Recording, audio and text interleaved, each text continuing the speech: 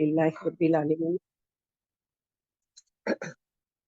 الحمدللہ رب العالمین الصلاۃ والسلام علی اشرف الانبیاء والمرسلین رب اشرح لی صدری ویسر لی امری واحلل عقدۃ من لسانی یفقهوا قولی اللهم فقہنا فی الدین اللهم فقہنا لما تحب وترضى سورۃ طور آیت نمبر 17 اعوذ باللہ من الشیطان الرجیم ان المتقین فی جنات ونعیم،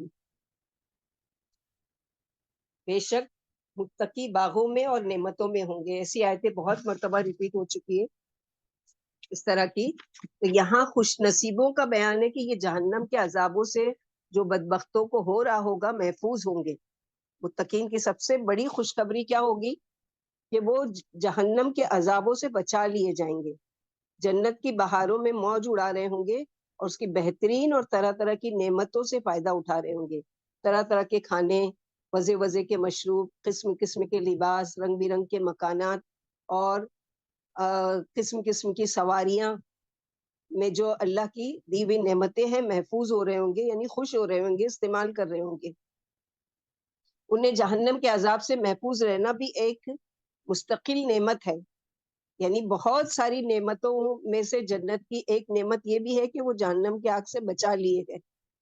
پھر جنت کی بہاریں اور سونے پر سہاگا یہ ہے کہ جن کو نہ آنکھوں نے دیکھا، نہ کانوں نے سنا اور نہ دلوں میں اس کا کھٹکا ہی گزرا، یعنی سوچ بھی نہیں سکتا کوئی کہ وہ جنت ہے کیسی۔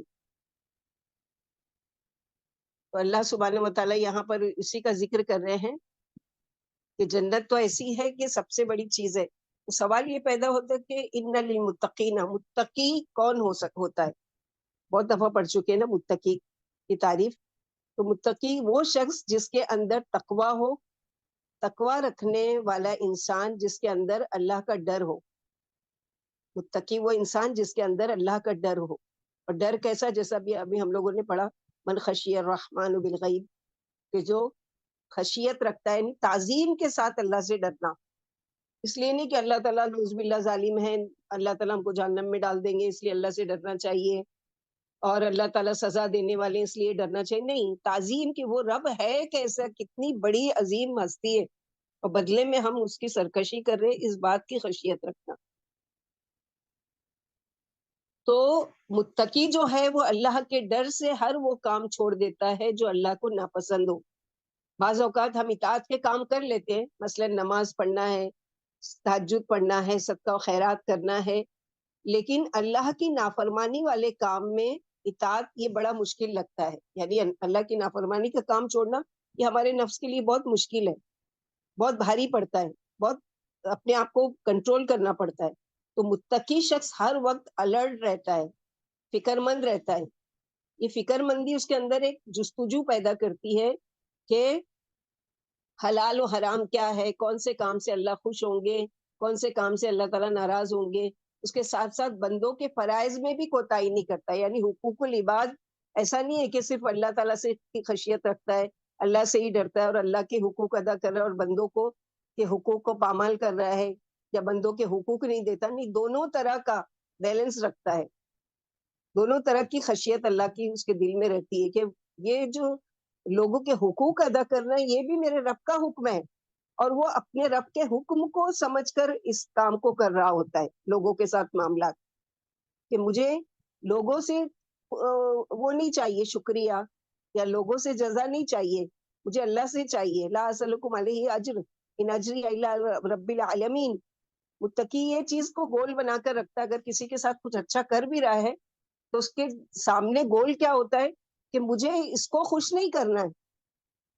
ٹھیک ہے، میں اس کو خوش کرنے والے کام کر رہی ہوں، لیکن دراصل مجھے کیا ہوتا ہے، جیسے ہم کوئی بھی خیر کا کام کرتے، نیکی کا کام کرتے تو دل میں خوشی ہوتی ہے نا، صدقہ دیتے ہیں، سامنے والے کے چہرے پر ایک مسکراہٹ آ گئی، یا ہاتھ اٹھا کے وہ ہمارے لیے دعا کر رہا ہے، یا پھر یہ ہے کہ ہمارے کام سے خوش ہو گیا، یا اس کی ضرورت پوری ہوتے دیکھ کر ہمارا دل خوش ہوا، تو یہ ایک ایکسٹرا چیز ہے۔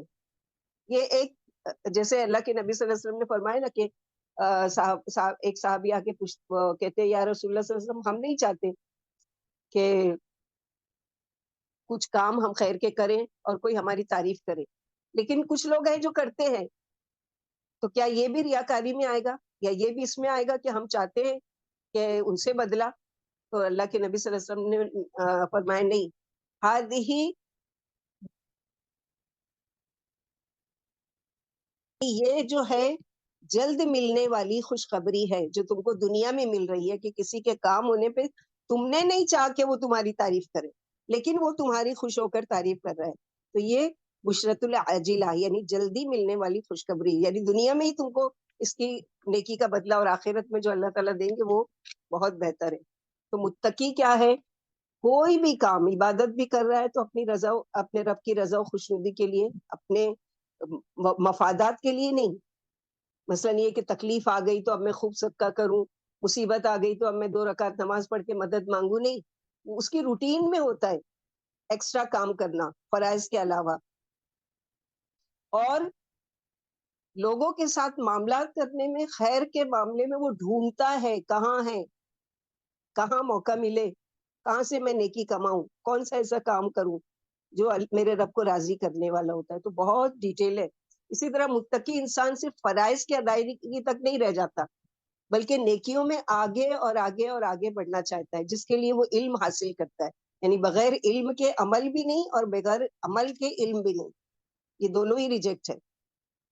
مثلا آپ کو کوئی خیر کا کام کرنے کا دل چاہ رہا ہے، آپ بے تکا آپ کرے چلے جا رہے ہو، ساری رات کھڑے ہو کے 100 رکعت نفل پڑھ رہے ہیں، وہ کر رہے ہیں، اور طریقہ نبی صلی اللہ علیہ وسلم کا نہیں ہے، تو اس کا اجر نہیں. اس کے لیے آپ کو علم حاصل کرنا ہے کہ اللہ کے نبی صلی اللہ علیہ وسلم صدقہ کرتے تھے تو کیسے، نفل نماز پڑھتے تھے تو کیسے، فرائض کی ادائیگی کیسے، لوگوں کے ساتھ معاملات میں، اس کا علم حاصل کرنا ہے.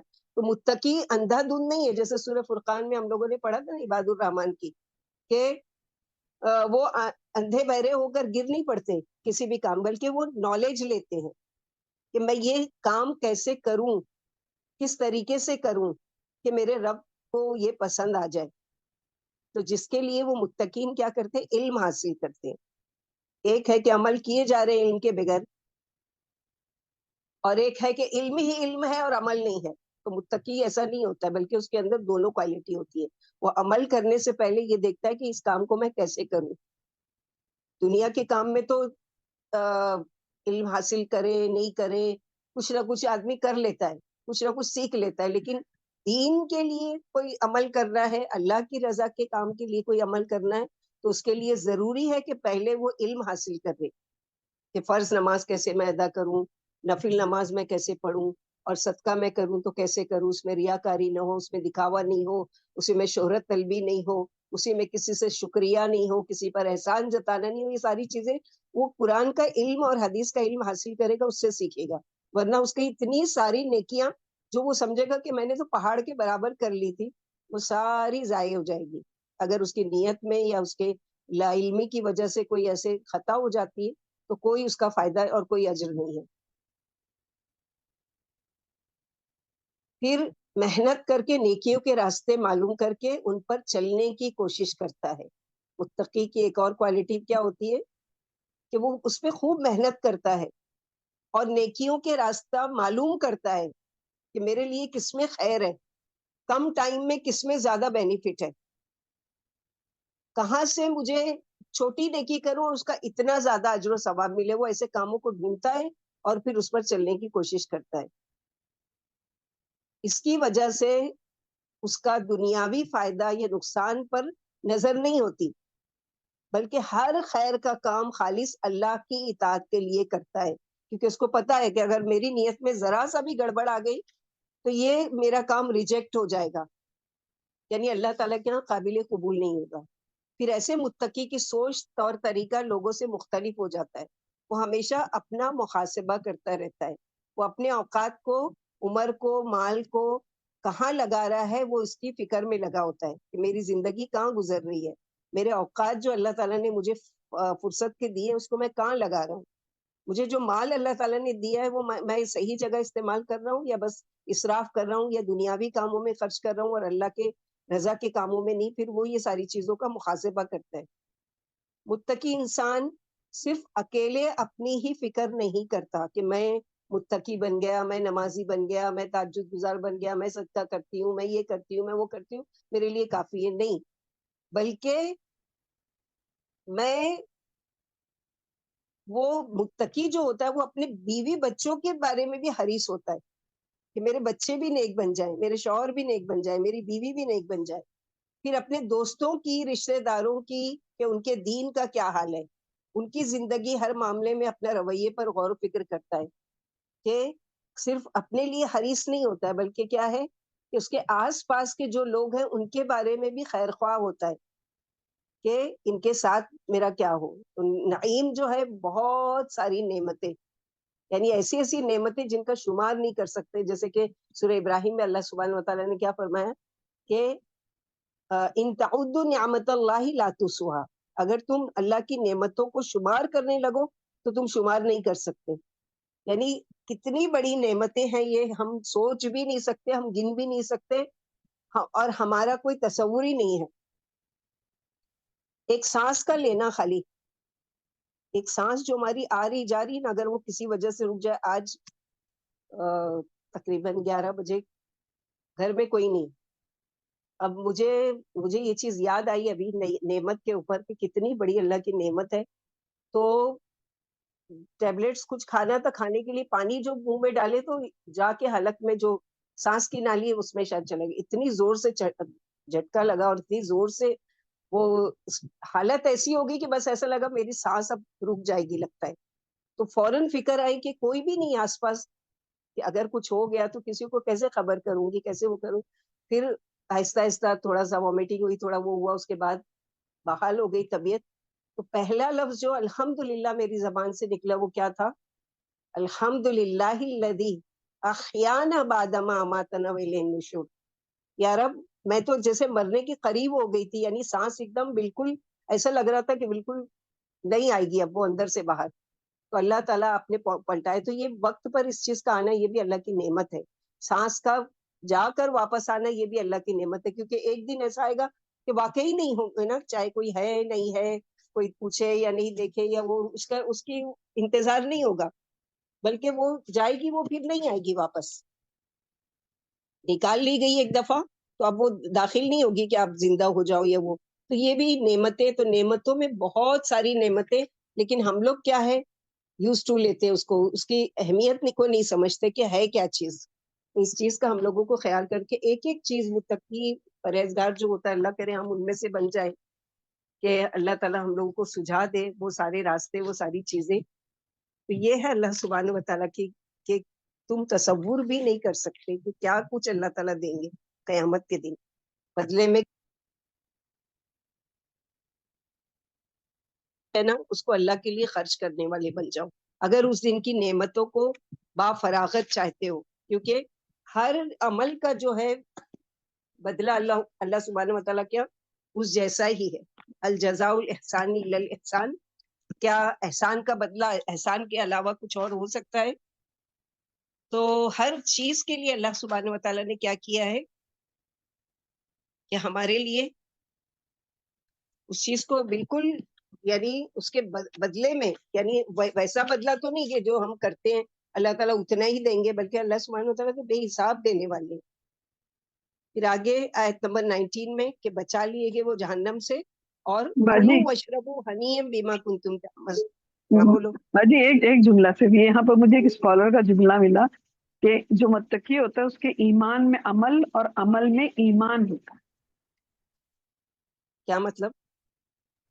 مطلب جو اس کا ایمان ہے اس کے ساتھ میں اس کا عمل بھی ہوتا ہے، اور جو اس کا عمل ہوتا ہے وہ ایمان کے ساتھ میں ہوتا ہے.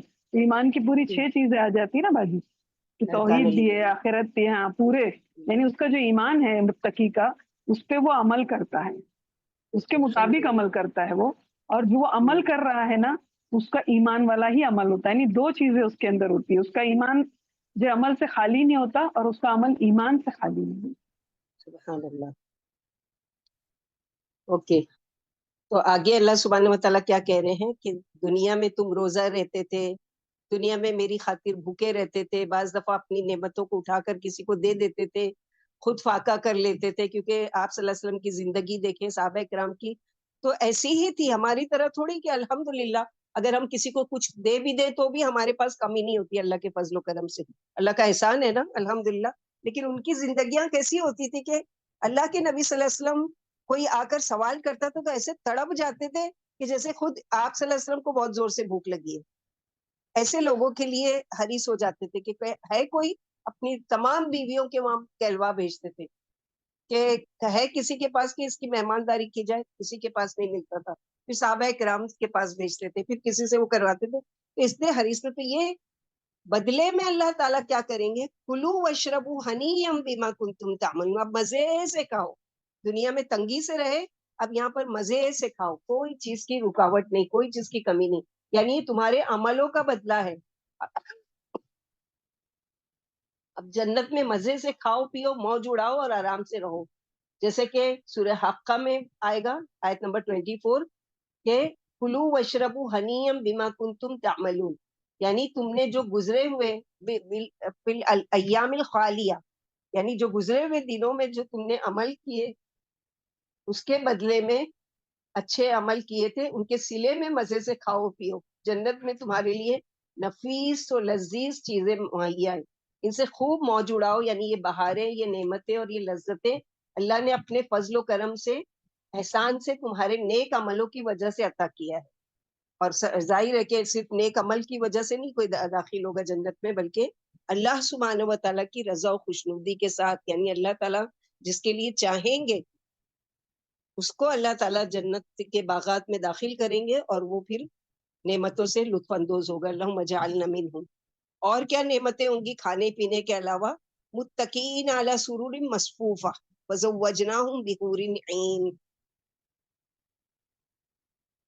تکیہ لگانے والے، آرام کا وقت، چھٹی کا وقت وہاں ہوگا، ٹیک لگا کر تختوں پر صف باندھے ہوئے، یعنی لائن سے، گدے صوفے تکیے لگے ہوئے، ملے ہوئے آمنے سامنے، اور یہ ساری نعمتیں پا کر انسان کا دل چاہتا ہے کہ اب کس کے ساتھ شیئر کروں گی، تو اللہ تعالیٰ اس کے ساتھ ہی یہ کرے، وزوجناہم بحور عین، اور ہم ان کی شادی کر دیں گے، بیاہ دیں گے، ان کا نکاح کروا دیں گے خوبصورت سفید گوری گوری خوبصورت آنکھوں والی حوروں کے ساتھ، ان کو بیاہ دیا جائے گا۔ تو یہ اللہ تعالیٰ کی نعمت ہے، یعنی آراستہ و پیراستہ اور جڑاؤ تختوں پر کمال بے فکری سے ٹیک لگائے ہوئے آرام سے بیٹھے ہوئے ہوں گے۔ نبی صلی اللہ علیہ وسلم نے فرمایا جنتی کو جنت میں ٹیک لگائے ہوئے آرام سے بیٹھے 40 گزر جائیں گے، کیونکہ وہاں کا دن تو یہاں کی طرح نہیں ہے نا، تو ٹیک لگائے ایک جگہ بیٹھا ہے، ہم لوگ تو ابھی 1-2 گھنٹہ بیٹھتے ہیں تو ہماری کمر اور پیٹ اور سب دکھنے لگتی ہے، وہاں پر 40 وہ ٹیک لگائے بیٹھے ہوں گے، انہیں ہلنے جلنے کی ضرورت ہی نہیں ہوگی، اور نہ ایک وضع پر بیٹھنے سے وہ اکتائیں گے، یعنی ایک ہی کنڈیشن میں بیٹھے ہوئے ہیں تو وہ اکتائیں گے، اور جس چیز کو دل چاہے گا وہ خود آ کر موجود ہوگی، آنکھوں کی ٹھنڈک اور اس کی لذت آنکھوں کے سامنے ہوگی۔ سلیمان بن مغیرہ کہتے ہیں کہ ہمیں یہ خبر پہنچی کہ جنتی کو جنت میں ٹیک لگائے 70 سال گزر جائیں گے، اس کے پاس اس کی بیویاں، خدمتگار اور ہر طرح کی نعمتیں اور عزت کی چیزیں ہوں گی، پھر جب 70 سال کے بعد دوسری طرف اس کی نگاہ جائے گی، 70 سال تک ایک ہی اس میں کنڈیشن میں خوش ہو رہا ہے، اس کو ضرورت ہی نہیں چینج کرنے کی، 70 سال کے بعد اب کیا ہوگا، جب اس کی نگاہ اب دوسری طرف جائے گی کہ کچھ اور بھی تو دیکھوں، تو وہاں اور ہی کچھ منظر ہوگا، ادھر بھی حوریں منتظر ہوں گی جن کو پہلے نہیں دیکھا تھا، وہ کہیں گے اللہ کا شکر ہے کہ آپ نے ہماری طرف متوجہ ہوئے، یعنی ہم 70 سال سے آپ کے انتظار میں بیٹھے ہیں کہ آپ کی نگاہیں کرم ہم پر ہوں، اور خوش ہے، شکر ہے اللہ کا کہ آپ نے ہماری طرف دیکھا، سبحان اللہ۔ پھر فرمایا کہ ہم ان کو جنت میں خوبصورت گوری گوری اور بڑی بڑی آنکھوں والی حوریں دے دیں گے، جو ان کی ہر طرح کی دلجوئی کریں گے، ہر وقت ان کی خاطر تواضع کرتی رہیں گی۔ حوروں کا بیان جگہ جگہ تفصیل سے گزر چکا ہے، اور یہ بھی سوال آتا ہے کہ مردوں کے لیے حوریں تو عورتوں کے لیے کیا؟ تو ایک اسکالر کا اس دن اسی سے ریلیٹڈ لیکچر سن رہی تھی میں، تو انہوں نے کہا کہ ہم لوگوں نے پرچے بانٹے لکھنے کے لیے کہ اپنے اپنے خیالات لکھیے، مردوں کو بھی دیے، عورتوں کو بھی دیے، مردوں نے بھی لکھا، عورتوں نے بھی لکھا، عورتوں کو دیکھ رہے ہیں کچھ لکھ رہی ہیں، کچھ مٹا رہی ہیں، کچھ سوچ رہی ہیں، کچھ کر رہی ہیں، اور مرد ہے کہ فٹافٹ لکھے جا رہے ہیں۔ تو جب پرچہ جمع کیا گیا تو مردوں کی سارے لوگوں کی کہ ہمیں حوریں چاہیے، اور عورتوں کا ہم کو اپنے ماں باپ کا ساتھ چاہیے، ہم کو وہاں پر اولاد چاہیے، ہم کو وہاں پر اللہ کا دیدار چاہیے. مختلف چیزیں, کسی نے یہ نہیں کہا کہ ہم کو مردوں کے لیے جیسے حوریں ہم کو اس کے بدلے میں.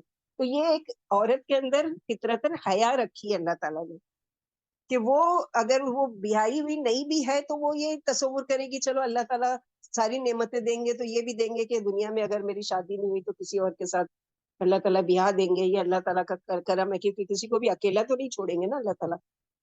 لیکن جو شادی شدہ ہے وہ بھی تصور نہیں, جیسے کہ ہمارے وہاں کام والی آتی ہے, اس سے میں نے پوچھا تھا, ایسے ہی لیکچر سن رہی تھی تو اس نے بھی سوال کیا تھا, تو اس سے میں نے پوچھا کہ تم کیا چاہو گی جنت میں, یعنی تو بولتی کہ ظاہر ہے اپنے شوہر کو ہی چاہوں گی کہ وہی ملے. تو بولی اتنا مارتا ہے, تم کام کر کے لے جا کے اس کو کھلا رہی ہو, پلا رہی ہو, اس کا گھر سنبھال رہی ہو, اس کا سب کچھ کر رہی ہو, اور وہ بات بات پر تم کو گھر سے نکال دیتا ہے. جیسے بتائے کہ ایک دن رات بھر باہر بٹھا کر رکھا اور گھر میں نہیں لیا, پھر کتنے دن تک میں امی کے مری. تو یہ تکلیف اٹھانے کے بعد بھی تمہاری یہ خواہش ہے کہ وہی ملے. تو بولتی کہ ہاں, پھر اور کیا چاہیں گے, کسی اور کے ساتھ رہنا. تو یہ ایک ادنا سوچ, جن کو ابھی دین کا کچھ بھی علم نہیں ہے, یہ ان کی سوچ ہے. تو سوچو اعلیٰ والوں کی کیا ہے. تو یہی ہے جیسے کہ سوال کیا جاتا ہے کہ دنیا میں جن کے جو 2 شوہر تھے تو ان کا پھر معاملہ کیا ہوگا اگر وہ خواہش کر رہی ہے کہ اپنے شوہر کے ساتھ ہی جنت میں رہنا. تو دنیا میں تو کچھ ایسے بھی کہ جن کے 2 3 شوہر تھے. تو پھر اللہ کے نبی صلی اللہ علیہ وسلم نے فرمایا ان میں سے دیکھا جائے گا کہ جس سے وہ خوش اور راضی تھی اور جو متقی اور پرہیزگار تھا سب میں, اس سے اللہ تعالیٰ اس کا جوڑا ملا دیں گے. واللہ عالم بالصواب, کہ اللہ سبحانہ و تعالیٰ کی مشیت پر ہے کہ اللہ تعالیٰ کس کے ساتھ کیا معاملہ کرے. آگے کی آیت ہے والذین آمنوا واتبعتهم ذریتهم بإیمان الحقنا بهم ذریتهم وما التناهم من عملهم من شیء کل امرئ بما کسب رہین. اور وہ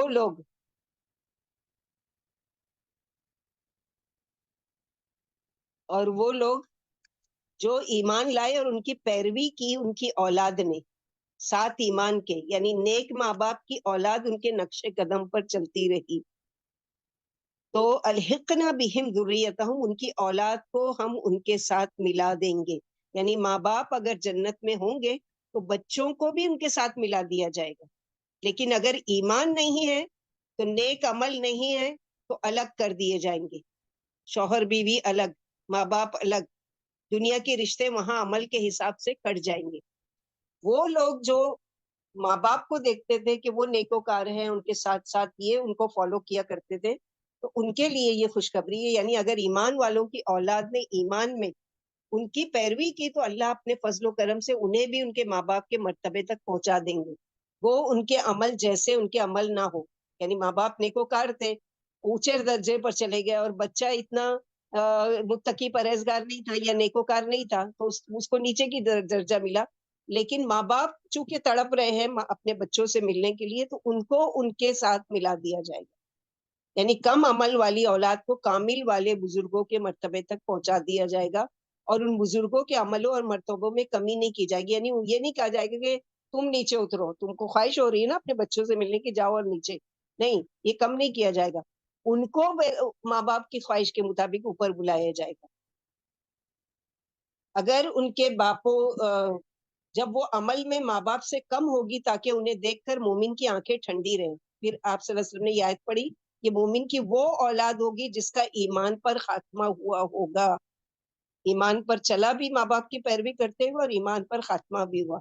اگر ان کے باپوں کے مراتب ان کے مراتب سے بلند ہوں گے تو یہ اپنے باپوں کے ساتھ ملا دیے جائیں گے, اور باپوں کے عملوں کے ثواب میں کمی نہیں کی جائے گی. جیسے کہ ایک اور حدیث میں جنتی جنت میں داخل ہو کر اپنے ماں باپ اور بیوی بچوں کے بارے میں پوچھے گا, کہا جائے گا کہ وہ تمہارے مرتبے تک نہیں پہنچے. عرض کرے گا اللہ میں نے اپنے اور ان کے لیے عمل کیے تھے. یعنی میں تو دنیا میں نیکی کا عمل اسی لیے کہتے ہیں نا کہ ہم جو بھی خیر کا کام کریں اس میں نیت کیا کریں, اللہ تعالیٰ ان نیکی کے کاموں میں میرے بچوں کو بھی شامل کرنا, میرے ماں باپ کو بھی شامل رکھنا, تاکہ وہاں پر کیا کہہ رہے ہیں اللہ تعالیٰ ہم تو انہی کے لیے عمل کیا کرتے تھے, یعنی جو بھی عمل کرتے تھے وہ آپ کی رضا کے لیے, اور ان کو بھی اس میں وہ یعنی شامل رکھتے تھے کہ اللہ تعالیٰ ان کو بھی اس کا اجر و ثواب دینا, ہماری یہ نیت ہوتی تھی. تو کہا جائے گا ان سے اور باپوں کے عملوں کے ایک جنتی جنت میں داخل ہو کر اپنے ماں باپ اور بیوی بچوں کے بارے میں پوچھے گا، کہا جائے گا وہ تمہارے مرتبے تک نہیں پہنچے.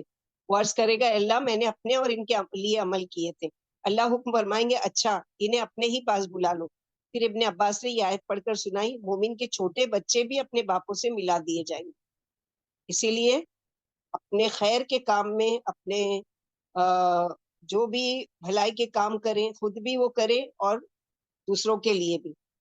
اور اللہ سبحانہ و تعالیٰ کیا ہے؟ عدل ہے. وما التناہ من عملی من شیء کل امرئ بما کسب رہین.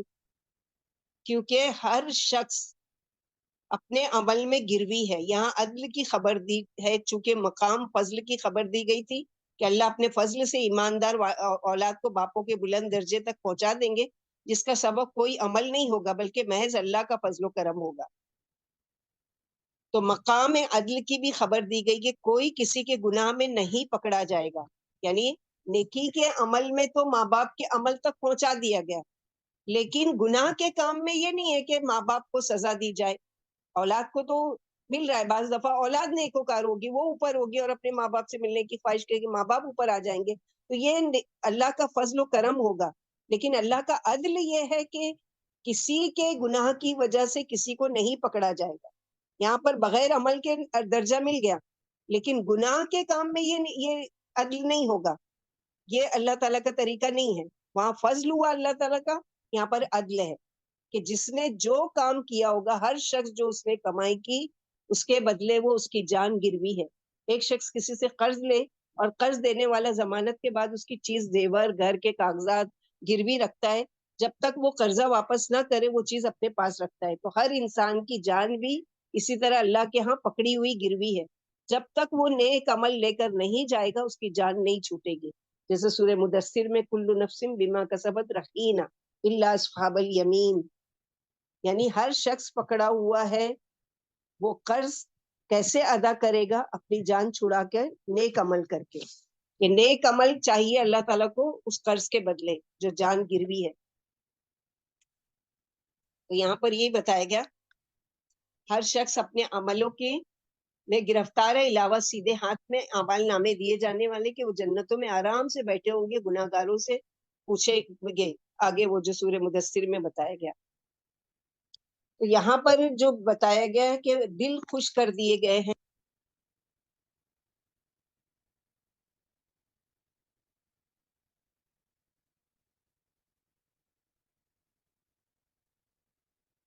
کوئی بھی کونا، کوئی بھی ایسی گلٹی یا کوئی بھی ایسی چیز اللہ تعالیٰ نے باقی ہی نہیں رکھی ہے. اکیلا تھا تو شادی بھی کر دی، اور پھر یہ کہ بچوں کو اپنے یاد کر رہا ہے دنیاوی، تو اللہ تعالیٰ اس کو بھی ملا رہے ہیں. تو کوئی چیز اللہ تعالیٰ یعنی اللہ تعالیٰ نے کھانے پینے دیے، دوسری مہمانی کی. اب آگے کیا ہے کہ راحت و آرام اور ساتھی کی ضرورت بھی اعلیٰ حوروں کے ساتھ، اور اس کے ساتھ ساتھ ہم ان کی اولاد کو ان کے ساتھ ملا دیں گے. تو اس سے کیا پتا چلا کہ جو اہل ایمان کی اولاد ہوگی اور وہ بھی ایمان پر ہوگی، ایمان پر جس اولاد نے والدین کی پیروی کی، ان کے آباء و اجداد اور اولاد کو اکٹھا کر دیا جائے گا، ماں باپ کے اونچے درجے پر اولاد کو پہنچا دیا جائے گا. یہ نہیں ہوگا کہ ماں باپ کا دل چاہ رہا ہے اولاد کے ساتھ رہوں تو ان کے اعمال کا درجہ کم کر کے اولاد کے ساتھ نہیں، اولاد کو والدین سے ملا دیا جائے گا. اسی طرح اولاد نیک عمل میں بڑھ گئے، اب ماں باپ کو ان سے ملا دیا جائے گا. اس سے کیا پتہ چلتا ہے کہ اولاد کی اچھی تربیت کرنا چاہیے تاکہ جنت میں اکٹھے رہ سکیں. کیونکہ اگر جنت کی ساری نعمتیں ملیں اور نعوذ باللہ ہماری اولاد ہمارے ساتھ نہیں ہے، تو ہمارے دل میں ایک چیز کی کھٹک تو رہے گی نا، ایک خواہش تو رہ جائے گی. جبکہ جنت ایسی چیز ہے کہ اس کی ماں تشتہی، کوئی چیز ایسی نہیں بچے گی جس کی وہ خواہش کرے اور وہ نہ ملے. تو اس کے لیے محنت دنیا میں کرنا ہے کہ اپنی اولاد کی تربیت ایسی کرنا ہے تاکہ جنت میں اکٹھے رہ سکیں. دین کے راستے پر اکیلے چلنا اور بچوں کو بھول جانا، وہ جو چاہے کریں پرواہ نہ کرنا، یہ دین نہیں سکھاتا. بلکہ ان کی اچھی تربیت بھی فرائض میں سے ہے. انسان اپنی طرف سے پوری کوشش کرے اور ان کے حق میں بھی دعا کرے. یعنی آپ کی کوشش دیکھی جائے گی وہ صحیح راستے پر آ رہے ہیں یا نہیں آ رہے ہیں، یہ اللہ تعالیٰ کی مشیت پر ہے کہ اللہ ہدایت دینے والے. لیکن آپ کی کوشش کہ آپ کے دل میں کتنی تڑپ تھی کہ آپ نے ان کے لیے دعا کی. یا آپ کے دل میں کتنی تڑپ تھی کہ وہ سیدھے راستے پر آ جائے. الگ کہتے ہیں کسی کے حق میں کمی کرنا، پورا حق نہ دینا. رسول اللہ صلی اللہ علیہ وسلم نے فرمایا مرنے کے بعد انسان کے اعمال کے سلسلے منقطع ہو جاتے ہیں سوائے 3 چیزوں کے جس کا ثواب میت کو پہنچتا رہتا ہے. نمبر 1 صدقہ جاریہ، نمبر 2 لوگوں کو فائدہ دینے والا علم، اور نمبر 3 نیک اولاد جو ماں باپ کے لیے مغفرت کی دعا کرے. اسی طرح جیسے کوئی شخص فوت ہو جاتا ہے اور اچانک اس کو درجات اس کے بلند کیے جاتے ہیں، تو وہ اللہ سبحانہ و تعالیٰ سے سوال کرتا ہے کہ یا رب میرا تو عمل کا سلسلہ منقطع ہو گیا، پھر مجھے کس چیز کے بارے کی وجہ سے یہ میرے درجات بلند کیے جا رہے ہیں. تو اس کو کہا جاتا ہے کہ تمہارے پیچھے تمہاری نیک اولاد تمہارے لیے مغفرت کی دعا کر رہی ہے. تو ہم سب پر ذمہ داری بنتی ہے ان آیتوں کو پڑھ کر اپنے ماں باپ کے لیے کہ رب ارحمہما کما ربیانی صغیرا، اللہم اغفر لہم وارحمہم، رب اغفر لی ولوالدی وللمؤمنین یوم یقوم الحساب. اور اپنے بچوں کو یہ دعا سکھا دے کہ وہ بھی اللہ سبحانہ وتعالیٰ سے دعا کرتے رہے زندگی میں ہمارے لیے، تاکہ اللہ کی رحمتیں ہم پر نازل ہو. اور مرنے کے بعد، کیونکہ ان کی روٹین میں اگر یہ آ جائے گا تو ہمارے مرنے کے بعد بھی وہ اپنی دعاؤں میں ہم کو یاد رکھیں گے. تو وہ کب یاد رکھیں گے؟ جب ہم اپنے والدین کو یاد رکھیں گے. تو اسی لیے ہم اپنے ماں باپ کے لیے حریص ہو جائیں، اور اولادیں اللہ تعالیٰ کرے کہ ہمارے لیے حریص ہو جائیں کہ وہ ہمارے لیے مغفرت کی دعا کریں. کل امرئ بما کسبت رہین. اولاد اور والدین ایک دوسرے کے اعمال کے ذمہ دار نہیں ہیں. ہر شخص اپنے اعمال کے بدلے گروی ہے. مثلا کوئی شخص جیسے ہم لوگوں نے ابھی پڑھا کہ کسی سے قرض لیتا ہے، اور قرض دینے والا ضمانت کے طور پر اس سے اپنے پاس کوئی چیز گروی رکھ لیتا ہے. ہوتا ہے نا دنیا میں بھی، جس کو مورگیج کہا جاتا ہے. تو ہمارے دنیا کا جو مورگیج کا طریقہ ہے وہ ایک طرح سے سودی لین دین ہے جو حرام ہے. مثلا کوئی چیز کی کسی کو مال کی ضرورت پڑی، اب وہ اتنی قیمت کا یا اس سے زیادہ کا زیور لے کر کسی مارواڑی کے پاس جاتی ہے یا جاتا ہے اور کہتا ہے کہ مجھے اتنے اور اتنے پیسے کی ضرورت ہے. وہ دیکھتا ہے کہ اس کے جو سونا لے کر آئی ہے یا کر کے پیپر لے کر آئی ہے وہ اس کی ویلیو کیا ہے، جتنا پیسہ دے رہا ہوں اس کی ویلیو اتنی ہے. اگر ہے تو وہ کیا کرتا ہے ایک پیپر بنا کے دیتا ہے، لیکن اس شرط کے ساتھ کہ جب تک تم اپنا سامان واپس لینے نہیں آتے، میری دی ہوئی رقم واپس کرنے نہیں آتے، اتنا اور اتنا منتھلی تم کو سود دینا ہے. 2000 3000 5000. بعض لوگوں کا تو ایک کا تو سن کے حیرت ہوئی کہ 1,00,000، یعنی کتنا کروڑ میں وہ لیا 1,00,000 سود. انا للہ و انا الیہ راجعون. آدھی زندگی کی کمائی تو اسی میں نکل گئی.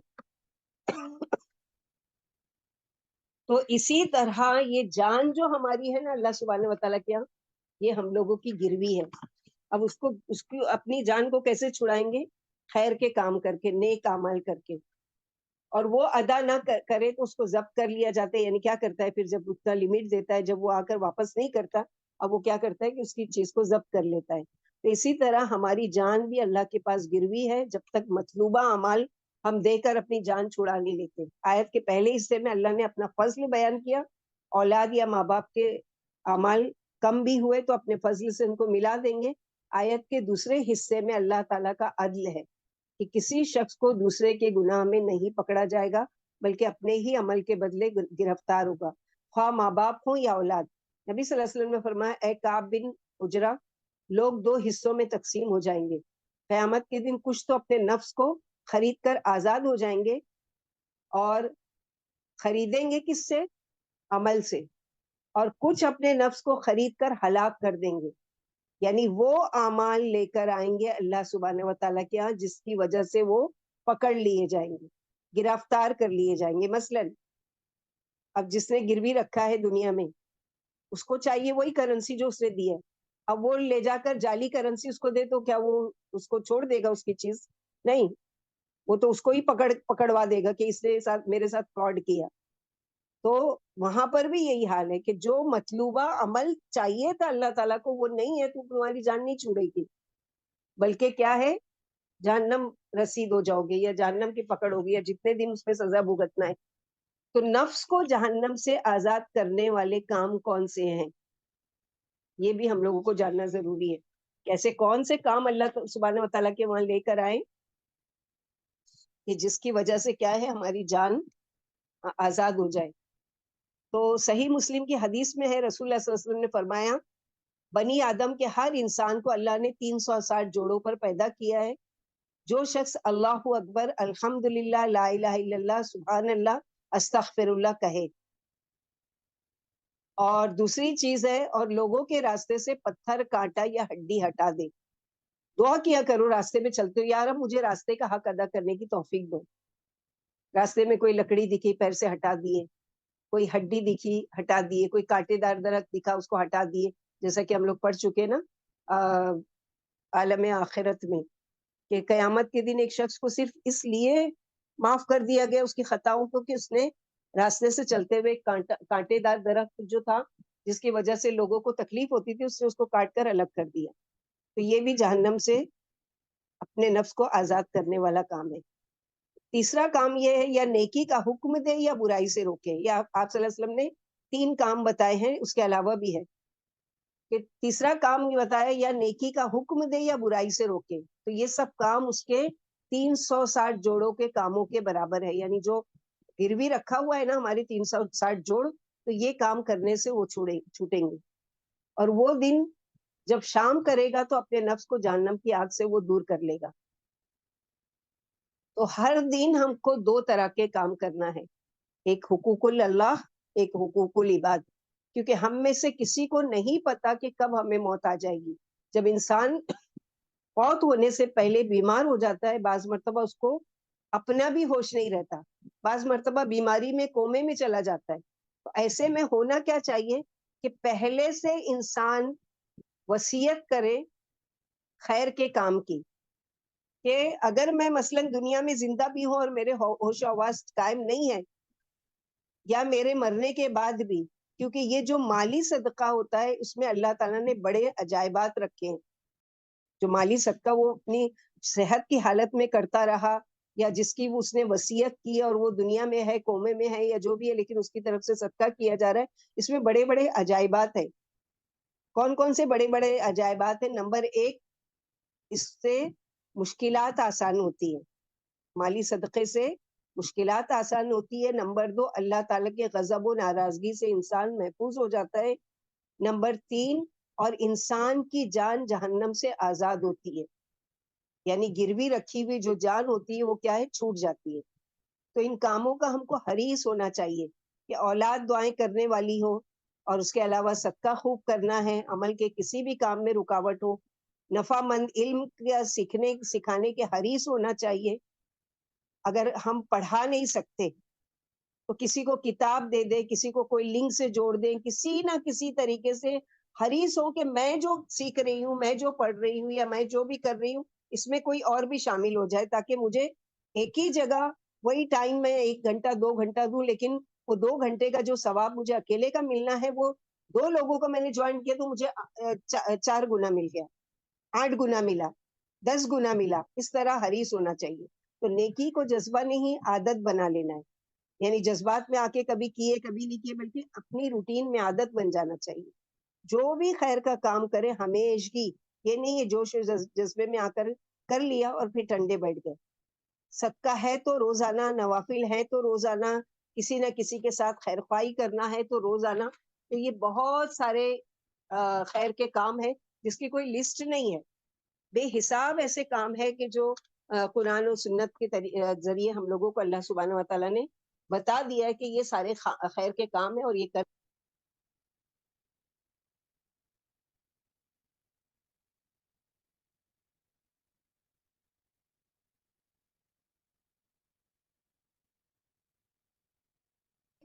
کہ اپنے نفس کو کنٹرول کرنا.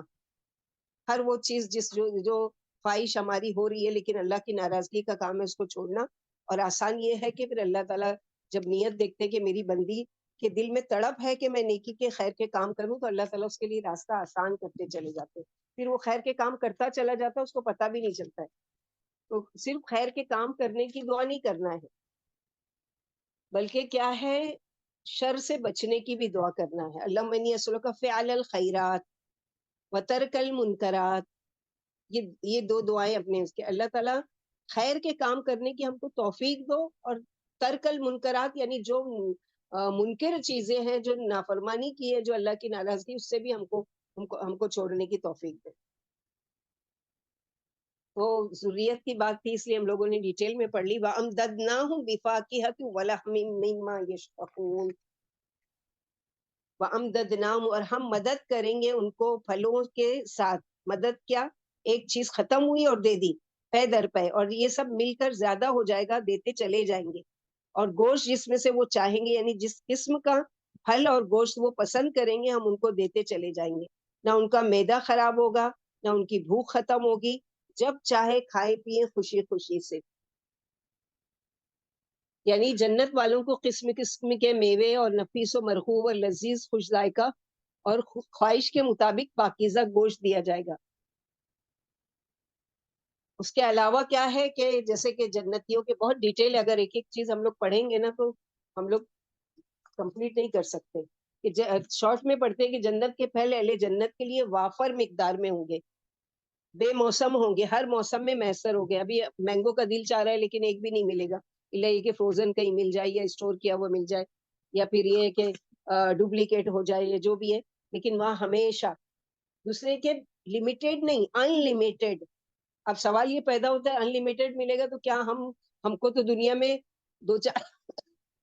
دو چار چیز کھا لیتے پیٹ بھر جاتا ہے, تو وہاں پیٹ نہیں بھر جائے گا. نہیں, وہاں جسم کو اس کے مطابق بنا دیا جائے گا. کھاتے جائیں گے, ہضم کرتے جائیں گے, پھر کھائیں گے, پھر ہضم کریں گے. وہاں کچھ کام ہی نہیں ہے. مزہ کرو, پیو, کھاؤ, گھومو, لذت اٹھاؤ, اور یہ ساری چیزیں. جنت کے پھل حاصل کرنے کے لیے کسی سے پرمیشن لینی نہیں پڑے گی. دل میں خواہش ہوئی, جنت کا درخت وہ آیا آپ کے پاس, وہ جھکا, آپ نے توڑا, لیٹے لیٹے, بیٹھے بیٹھے, کھڑے کھڑے, وہ توڑا, کھایا پیا, وہ واپس لگ گیا اور چلا گیا. وہ دنیا میں کوئی ریوارڈ بھی بنا کے اس طرح نہیں کر سکتا. جنت کے پھل کبھی بھی گلے اور سڑیں گے نہیں. اسی طرح کون سے پھل جنت کے؟ کیلا اور بیر جنت کے پھل ہے, اور سب سے بڑی چیز ہے کہ بغیر گٹلیوں کے ہوں گے جنت کے پھل. جنت میں ہر جنتی کے من پسند تمام پھل موجود ہوں گے. جنت کے پھل ہر وقت جنتیوں کی پہنچ میں ہوں گے, کھڑے بیٹھے چلتے پھرتے جب چاہیں گے توڑ سکیں گے. سورہ دہر آیت نمبر 14 میں اس کے ثبوت ہے. جنت کی کھجور مٹکے کے برابر ہوگی. مٹکا جس میں پانی بھرتے نا, وہ ایک کھجور مٹکے کے برابر, جو دودھ سے زیادہ سفید, شہد سے زیادہ میٹھی اور مکھن سے زیادہ نرم ہوگی. جنت کے پھل کا ایک خوشہ اتنا بڑا ہے کہ اگر دنیا میں آ جاتا تو صحابہ کرام کی جماعت قیامت تک اسے ختم نہیں کرتی, اور ہم کو بھی ملتا نا پھر. لیکن اللہ کے نبی صلی اللہ علیہ وسلم کو دکھایا گیا اور پھر ان سے ہٹا لیا گیا. طویل حدیث ہم لوگ نہیں پڑھیں گے ابھی. جنت کے پھل کا ایک خوشہ اگر دنیا میں آ جائے تو زمین و آسمان کی ساری مخلوق کے کھانے پر بھی ختم نہیں ہو. یعنی جیسے بنچ آف گریپس, انگور کا گچھا, ایک آدمی آرام سے بیٹھے بیٹھے توڑ کے کھا جاتا ہے, ختم ہو. لیکن وہ ساری دنیا, جب ظاہر ہے کہ ایک کا سائز مٹکے کے برابر, تو کتنا بڑا وہ خوشہ ہوگا کہ ساری دنیا کے لوگ بھی کھا لے پھر بھی ختم نہیں ہو. پھر اسی طرح کھجور, انار اور انگور بھی جنت کے پھل ہیں. انجیر بھی جنت کا پھل ہے. جنت کے تمام پھل بغیر گٹلی کے ہوں گے. جنت جب کسی درخت سے پھل توڑیں گے تو اس کی جگہ وہ واپس ویسا ہی پھل آ جائے گا. پھر اسی طرح جنت کے گوشت مثلا کسی کو پرندے کا گوشت مرغوب ہے, پرندہ اڑتا ہوا آیا بھون کر اور اس نے کھایا اور وہ واپس اڑ کر چلا گیا. اسی طرح کسی کو بیل کا گوشت, کسی کو بکری کا گوشت, جس کی جو ماں تشتہی مما یشتہون, دیتے چلے جائیں گے. کھاؤ بے با فراغت, اور قیمت اس کی کچھ بھی نہیں ادا کرنی, کیونکہ یہاں پر پیمنٹ کر چکے. یہاں پر اپنے نفس کو مار کر لوگوں کو کھلا دیا. کچھ دل چاہ رہا تھا کھانے کا لیکن نہیں ہے, یا ہے تو اللہ تعالیٰ نے منع کر دیا ہے, اس کو نہیں کھا سکتے. تو یہ ساری چیزوں پر کنٹرول کیے تھے. بدلے میں وہاں ماں تشتہون, جو بھی تمہاری خواہش ہو رہی ہے تو کھاؤ پیو مزے سے, کچھ بھی نہیں کوئی چیز. اور کیا چیز دنیا میں بھی ہوتا ہے نا دوستوں میں, بے تکلفی. سبحان اللہ, قرآن کا اتنا بڑا معجزہ ہے یہ کہ اللہ سبحانہ و تعالیٰ اس کا بھی ذکر کر رہے ہیں کہ جنتی آپس میں ہنسی مذاق کیسے کریں گے, کیسے ایک دوسرے سے چھینا جھپٹی کریں گے. یتنازعون فیہا کاسا لا لغو فیہا ولا تاثیم ویطوف علیہم غلمان لہم کانہم لؤلؤ مکنون. کھاتے کھاتے خوشی میں آپس میں چھینا جھپٹی بھی کریں گے, یعنی ہنسی مذاق. اس میں دنیا کی طرح نہیں کوئی منہ پھلا کر ادھر بیٹھا ہے کوئی ادھر بیٹھا ہے, بلکہ سب کے دل بالکل صاف، ہنستے مسکراتے چہرے، ایک دوسرے سے اتنے بے تکلف کہ ایک مثلاً اپنے لیے گلاس بھر کر رکھا ہوا ہے، دوسرا آیا اور مذاق سے اس کے اٹھا لیا. دوستوں کی محفلوں میں اکثر دیکھتے ہوں گے نا کہ ایک کھا رہا ہے، دوسرا آ کے اس کے منہ سے چھین کے کھا لیتا ہے. آپس میں سہیلیاں بھی ایسی ہوتی ہے، بہن بھائیوں میں بھی یہ مذاق ہوتا ہے. تو اس طرح کا تو اللہ تعالیٰ نے اس کا بھی خیال رکھا ہے کہ دنیا میں یہ جو جس طرح کی ان کی عادتیں تھی نا، اس کے مطابق ان کو یہ ساری چیزیں دیتے چلے جاؤ.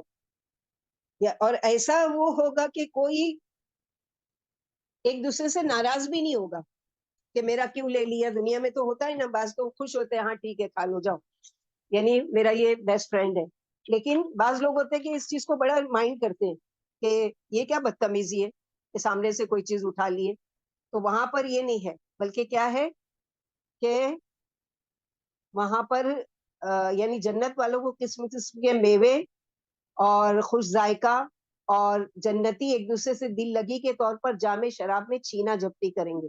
یعنی انہیں جنت میں لبالب جام شراب دیے جائیں گے جسے پی کر ایک عجیب سرور و کیف حاصل ہوگا، جس سرور میں نہ تو بکواس ہوگی اور نہ بےہودگی اور نہ تو لغو کلام ہوگا اور نہ بے حیائی کی باتیں، جیسے دنیا والے شراب کے نشے میں چور ہو کر بےہودہ بکواس اور فحش باتیں کیا کرتے ہیں.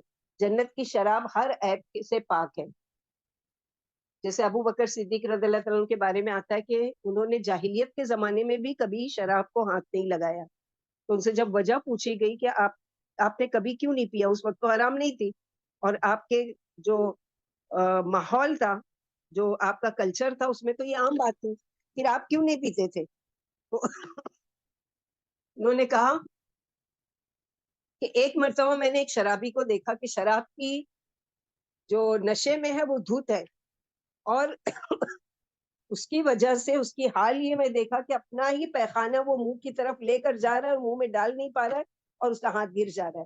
بار بار یہ کوشش اس کی وہ دیکھ کر مجھے اتنی گھن آئی کہ یہ شراب اتنی خبیث چیز ہے کہ اس کی وجہ سے انسان کی عقل ایسی ماری جاتی ہے. تو شراب کے علاوہ بھی آج جو بھی یہ ہے، کوئی بھی چیز ہے نا جو نشہ دلانے والی ہے، وہ ساری چیزیں اسی لیے تو حرام ہے نا، کہ جیسے شراب حرام ہے، جیسے سب لوگ بولتے ہیں اچھا قرآن میں ڈرگس کا کام وہ ہے، قرآن میں سگریٹ پینے کا کام منع ہے، قرآن تو ہر وہ چیز جو نشہ لائے، خمر اسی کو کہتے ہیں جو عقل کو ڈھانپ لے. تو حجت نہیں کرنا ہے، بلکہ مجتہدین جو اجتہاد کرنے والے ہیں، اس ٹائم میں تو نہیں تھا تصور ڈرگس کا، پاؤڈر کا اور سگریٹ کا اور یہ سب چیزوں کا، لیکن آج ہے تو وہ اس سے وہ لیتے ہیں، کیونکہ چونکہ قرآن میں اللہ تعالیٰ نے یہ آیت اتار دی کہ خمر یعنی جو عقل کو ڈھانکنے والی، تو جو بھی چیز نشہ آور ہوگی عقل کو ڈھانکنے والی وہ ساری حرام ہے. تو حجت نہیں کرنا ہے کہ اچھا سگریٹ حرام نہیں ہے، قرآن میں بولا گیا، شراب حرام کا تو ملتا ہے اور ڈرگس کا نہیں ہے اور یہ نہیں ہے، تو یہ ہیلا حجت نہیں. ہر وہ چیز جو عقل کو ڈھانپ لے، چاہے کوئی بھی چیز ہو. پھر اس کے علاوہ کیا ہے وہاں پر، وَيَطُوفُ عَلَيْهِمْ غِلْمَانٌ لَهُمْ، اور ان کی خدمت میں لڑکے دوڑے پھر رہے ہوں گے جو انہی کے لیے مخصوص ہوں گے، خاص طور پر ان کے لیے پیدا کیے ہوں گے. اور ایک روایت میں آتا ہے کہ ایک ایک جنتی کے لیے 1,000 غلمان یعنی غلام، کانہم لولو مکنون، اور وہ غلام لڑکے ایسے خوبصورت ہوں گے جیسے چھپا کر رکھے ہوئے موتی، انتہائی خوبصورت کے دل دیکھ کر دل خوش ہو جائے. کھانے میں دل کی خوشی اور مرضی کی، اور پیش کرنے والے بھی مرضی والے، یعنی اچھے خوبصورت لباس، اچھے خوبصورت اور ان ٹچ، یعنی کسی نے کبھی ان کو چھوا بھی نہیں، اس طرح کے.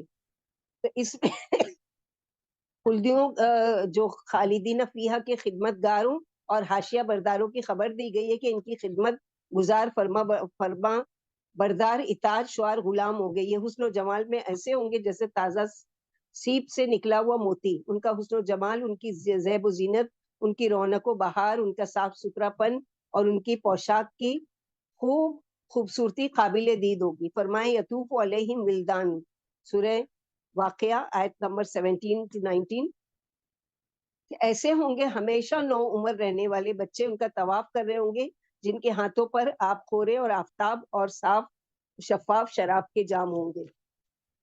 اور کیا کوالٹی ہوگی کہ اہل جنت کے خدام ہمیشہ لڑک پن کی عمر میں، یعنی ان کی عمر کبھی چینج نہیں ہوگی، ایک سال کے بعد دیکھے تو ایک سال بڑے ہو گئے، پھر 10 سال بعد دیکھے تو 10 سال میں اضافہ نہیں، ہمیشہ ایک جیسے۔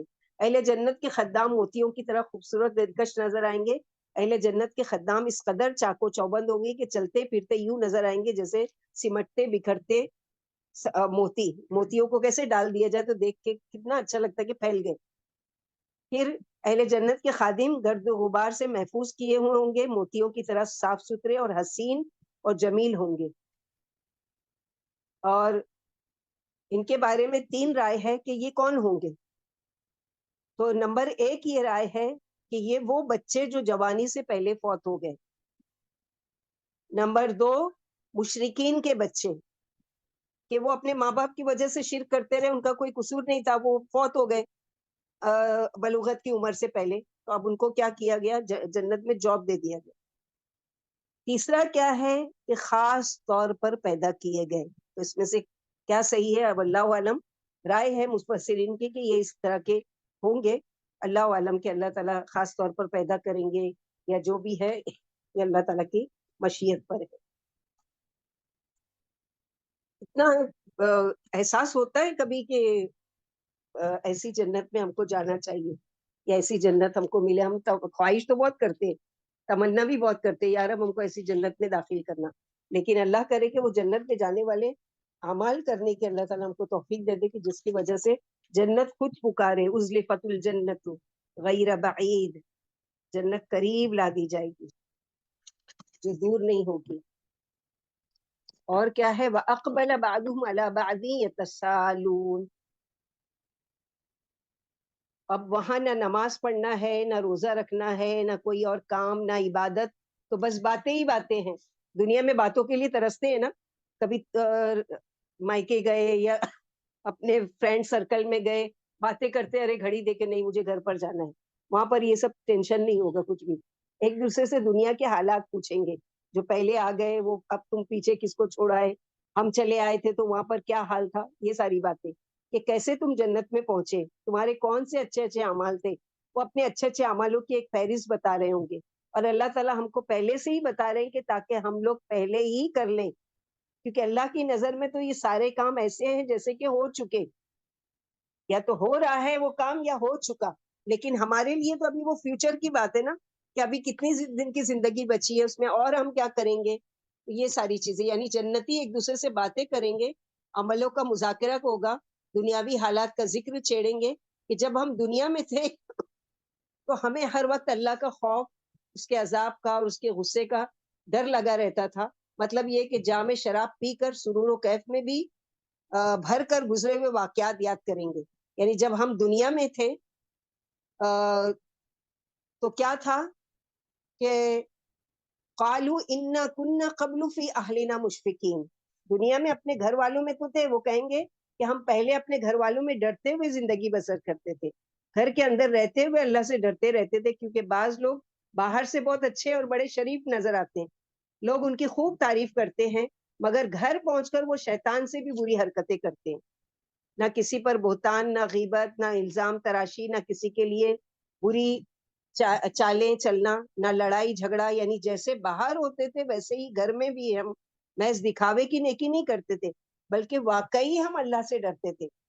دوسرا معنی کیا ہے کہ بعض مرتبہ گھر کے لوگوں میں مصروف رہ کر فرائض سے غفلت یا گھر کو اتنا دنیا کا محبوب مشغلہ نہیں بنا لیتے تھے کہ اس کو ہی سجانے سنوارنے میں لگے ہیں اور آخرت کو بھولے ہیں، جیسے سورہ منافقین میں ابھی ہم لوگ پڑھ چکے نا، منافقوں کی خصلتیں، کہ آپ صلی اللہ علیہ وسلم نے کہا کہ جنگ میں چلو تو کیا بہانہ کیا، شغلتنا اموالنا و اہلنا، مصروف رکھا ہم کو ہمارے مالوں نے اور ہمارے گھر والوں نے، تو جنتیوں کی یہ عادت نہیں ہوگی، بلکہ کیا ہے کہ گھر میں رہتے تھے، جیسے یہ سورہ انشقاق میں آتا ہے نا، وَأَمَّا مَنْ أُوتِيَ كِتَابَهُ بِيَمِينِهِ فَيَقُولُ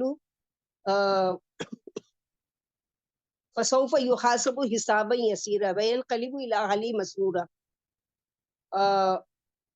یعنی وہاں پر بھی یہی آیت میں معنی ہے کہ وہ ہم گھر والوں کے بیچ میں رہتے ہوئے بھی اللہ سے ڈرتے تھے، یعنی جب ہم دنیا میں بیوی بچوں میں تھے تو رب کے خوف سے لرزتے رہتے تھے، ہر وقت عذاب کا دھڑکا لگا رہتا تھا، اللہ کا ہم پر کتنا عظیم احسان ہے کہ اس نے سخت لو کے عذاب سے ہمیں بچا لیا اور خوف سے ہمیں بے خوف بنا دیا. ہم دنیا میں اللہ سے دعائیں مانگتے رہتے تھے اور اس کے سامنے گڑ گڑاتے رہتے تھے. اس نے ہماری دعائیں قبول فرما لی, ہماری امیدیں پوری کر دی اور ہمیں کامیاب بنا دیا. بلا شبہ وہ بڑا محسن اور هو البر الرحیم, بڑا محسن اور بڑا مہربان ہے. عائشہ رضی اللہ عنہ نے نماز میں یہ آیت پڑھی اور دعا مانگی, اللہم من علینا وقنا عذاب السموم انک انت البر الرحیم. اے اللہ ہم پر اپنا احسان فرمائیے اور ہمیں دوزخ کی لپٹوں سے بچائیے, یقیناً آپ ہی محسن اور مہربان ہیں. تو اس دعا, اس اللہ تعالیٰ کے نام کو وسیلہ بنا کر عائشہ رضی اللہ تعالیٰ کی یہ دعا موجود ہے. چھوٹی سی ہے, ہم لوگوں کو بھی یاد کرنا چاہیے. اللہم من علینا وقنا عذاب السموم انک انت البر الرحیم. تو جیسے اللہ کے نبی صلی اللہ علیہ وسلم کے بارے میں آتا ہے کہ عائشہ رضی اللہ عنہ فرماتی ہے کہ آپ صلی اللہ علیہ وسلم ہم بیویوں کے ساتھ بڑی خوش گپیوں میں مصروف رہتے تھے, ہنسی مذاق کر رہے ہوتے تھے, کھا رہے پی رہے ساری چیزیں, لیکن جیسے ہی اذان کی آواز سنتے تھے ایسے اٹھ کر چلے جاتے تھے گویا کہ ہم کو پہچانتے ہی نہیں. یعنی اللہ کی خاطر خود غرض بن جانا, اللہ کی خاطر اپنی دوسری پرائیویٹیز جو ہے اس کو چھوڑ کر اللہ کی طرف لپکنا, پلٹنا. فمن اللہ علینا ووقانا عذاب السموم, تو اللہ نے ہم پر احسان کیا اور ہمیں لو کے عذاب سے بچا لیا. باد سموم, جھلس ڈالنے والی گرم ہوا. جیسے جن علاقوں میں بہت زیادہ گرمی پڑتی ہے تو بعض مرتبہ اس گرم ہوا کی وجہ سے لوگ لو کی وجہ سے, لو لگنے سے موت بھی واقع ہو جاتی ہے. اللہ نے جہنم کی جھلسا دینے والی گرم ہوا سے ہم کو بچا لیا. نعمتیں پا کر بھی ان کو اس چیز کا شکر ادا کر رہے ہیں کہ اللہ کا بہت احسان ہے کہ اللہ تعالیٰ نے ہم کو جھلس دینے والی ہوا سے بچا لیا. اِنَّا كُنَّا مِن قَبْلُ نَدْعُوهُ, جنت میں جانے کا دوسرا سبب ہم پچھلی زندگی میں اللہ سے دعائیں مانگتے تھے. یعنی جنت تک پہنچنے کے لیے اس سے دعائیں مانگا کرتے تھے, یا اللہ تو ہمیں وہاں تک پہنچا. صرف اور صرف اس کی عبادت کرتے تھے. تکلیف ہو, پریشانی ہو, مصیبت ہو, بیماری ہو, کسی اور سے آس نہیں لگاتے تھے, کسی اور کے در پر نہیں جاتے تھے. صرف ایک اللہ کو پکارتے تھے اور کہتے تھے حسبی اللہ و نعم الوکیل, میرے لیے اللہ کافی ہے. چاہے کیسے بھی مشکل حالات آ جائیں, کہیں بھی نہیں جائیں گے اللہ کے در کو چھوڑ کے. انہ هو البر الرحیم, بے شک وہ بڑا محسن اور بڑا مہربان ہے. ہم نے اس سے دعائیں مانگی, ہم کو آگ سے بچا لینا, اس نے بچا لیا. یہ اس کا احسان ہے ہم پر. یہاں جنت والے کوئی لمبی چوڑی بڑی بڑی باتیں شیخی نہیں بگا رہے ہیں, بلکہ صرف دو بات کہ ہم وہاں نیکی کرتے تھے جہاں کوئی نہیں دیکھتا تھا, ہم کو کوئی تعریف کرنے والا نہیں تھا. دوسری چیز کیا کہہ رہے ہیں کہ شرک نہیں کرتے تھے, اور اللہ کے فضل سے یہاں ہم پہنچے, اپنے نیک اعمال کی وجہ سے نہیں.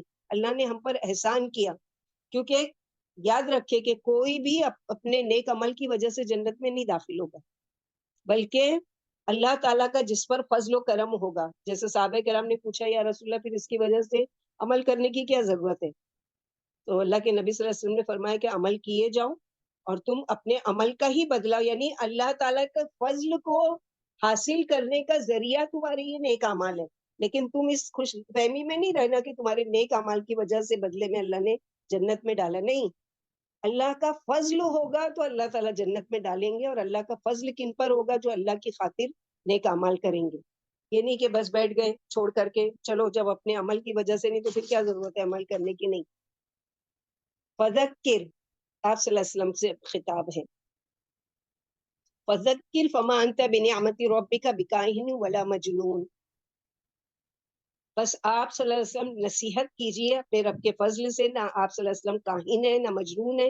آپ کا کلام جو آپ صلی اللہ علیہ وسلم لوگوں کو سناتے ہیں وہ نہایت دانش مندانہ بات ہے, کسی دیوانے کی بات نہیں ہو سکتی. ہر عقل رکھنے والا اس حقیقت کو خوب سمجھتا ہے. لہٰذا آپ صلی اللہ علیہ وسلم لوگوں کی باتوں کی پرواہ نہ کریں. اللہ نے آپ کے ذمے جو کام ڈالا ہے اسے کیے جائے, اور وہ کام نصیحت, خیر خواہی, یاد دہانی, دوسروں کی بھلائی کا ہو. یعنی فکر میں رہ کر اپنے آپ کو بھلائیے مت. جیسے ہے نا سورہ کہف ہم لوگ پڑھتے ہیں جو وَاصْبِرْ نَفْسَكَ مَعَ الَّذِينَ يَدْعُونَ بِالْغَدَاةِ وَالْعَشِيِّ يُرِيدُونَ وَجْهَهُ وَلَا تَعْدُ عَيْنَاكَ عَنْهُمْ تُرِيدُ زِينَةَ الْحَيَاةِ الدُّنْيَا وَلَا تُطِعْ مَنْ أَغْفَلْنَا قَلْبَهُ عَنْ ذِكْرِنَا وَاتَّبَعَ هَوَاهُ وَكَانَ أَمْرُهُ فُرُطًا. یعنی اے پیارے نبی صلی اللہ علیہ وسلم, آپ لوگوں کو سمجھاتے رہیں, فرض رسالت ادا کرتے رہیں, اور قرآن سنا سنا کر انہیں نصیحت فرماتے رہیں.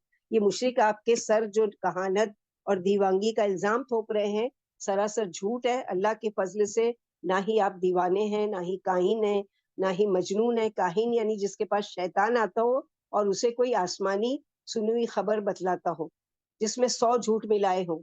یعنی بحمدللہ نہ تو آپ کے پاس جن آتے ہیں اور نہ آپ کو جنون ہے اور نہ کوئی آپ کو اوپری اثر ہے. آصف زدہ کو بھی مجنون کہا جاتا ہے کیونکہ وہ بھی دیوانوں کی سی حرکتیں کرتا ہے.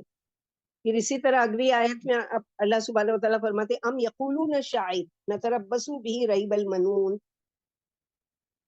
یعنی یا وہ کہتے ہیں کہ یہ ایک شاعر ہے. نتربص به ریب المنون، جس کے حق میں ہم گردش ایام کا انتظار کر رہے ہیں. حوادث موت کے ناموں میں سے ایک نام منون ہے. ہم یہ انتظار میں ہے کہ زمانے کی گردش سے آپ صلی اللہ علیہ وسلم پر موت آ جائے اور ہمیں چین نصیب ہو جائے جو اس دعوت کی وجہ سے ہم سے چھین گیا ہے. ہم اچھے بھلے اپنے گھروں میں تھے اور جب سے یہ اللہ کے نبی صلی اللہ علیہ وسلم دعوت کا کام شروع کیے ہیں، جب سے ہم لوگ اپنے چین ہمارا چھن گیا. یعنی کیا یہ جاہل آپ کو شاعر کرتے ہیں؟ ہمیں تو اس کی موت کا انتظار ہے تاکہ اس سے اور اس کے فطروں سے چین نصیب ہو. یعنی تم بھی انتظار میں رہو اور میں بھی دیکھیں کہ کس کا مستقبل شاندار ہوتا ہے اور کس کا انجام دنیا اور آخرت میں اچھا ہوتا ہے. عباس رضی اللہ عنہ فرماتے جب قریش نبی صلی اللہ علیہ وسلم کے سلسلے میں دارالندوہ میں جمع ہوئے تو کسی نے یہ مشورہ دیا کہ محمد صلی اللہ علیہ وسلم کو باندھ کر قید کر دو اور اس کی موت کا انتظار کرو تاکہ پہلے شاعروں کی طرح یہ بھی ہلاک ہو جائے جیسے نابغہ اور ذخیر ہلاک ہوئے، کیونکہ وہ بھی انہی کی طرح ایک شاعر تھے. اس پر اللہ تعالیٰ نے یہ آیت اتاری. تو آپ کی موت کا یہ انتظار کریں، حوادث زمانہ کا یہ انتظار کر رہے ہیں. قل تربصوا فإني معكم من المتربصين، تو کہہ دیجئے کہ انتظار کرو، بے شک میں بھی تمہارے ساتھ انتظار کرنے والا ہوں. دیکھتا ہوں موت پہلے کس کو آتی ہے. تم میری موت کا انتظار کر رہے ہو اور اپنی موت کو بھول گئے ہو. یہ سب اللہ تعالیٰ کی طرف سے کہلوایا جا رہا ہے کہ ان سے کہیے. آپ صلی اللہ علیہ وسلم نہیں جواب دیتے تھے جب تک کہ اللہ سبحانہ وتعالیٰ کا کوئی حکم نہیں ہوتا تھا. ام یقولون تقولہ بل لا یؤمنون، یا حکم دیتی ہے ان کو ان کی عقلیں. حلم احلام عقل کے لیے استعمال ہوتا ہے، یعنی ان کی عقل سمجھ ان کو یہی بتاتی ہے، اسی بات کا حکم دیتی ہے. آپ صلی اللہ علیہ وسلم کی شخصیت پر جو الزامات لگا رہے ہیں یا یہ ہے ہی سرکش لوگ، حد سے گزرنے والے. یعنی اللہ سبحانہ وتعالیٰ ان کی سرکشی کی خود ہی گواہی دے رہے ہیں. یعنی کیا ان نادانوں کا یہ خیال ہے کہ آپ نے قرآن خود بنا لیا؟ دراصل ان کے سینوں میں ایمان نہیں ہے اور کفر کی وجہ سے اس قسم کی بکواس کر رہے ہیں. یعنی اگر یہ سچے ہیں فَلْيَأْتُوا بِحَدِيثٍ مِثْلِهِ إِن كَانُوا صَادِقِينَ، یعنی اگر یہ سچے ہیں تو کیا کریں؟ یہ من گھڑت ہے تو اس کے علاوہ کوئی اور کلام، کوئی اور بات لے آؤ اس جیسا جو بہترین تعلیمات پر مبنی ہو، بہترین کلام، بہترین انداز قرآن کا یہ بنا لائیں اگر وہ سچے ہیں.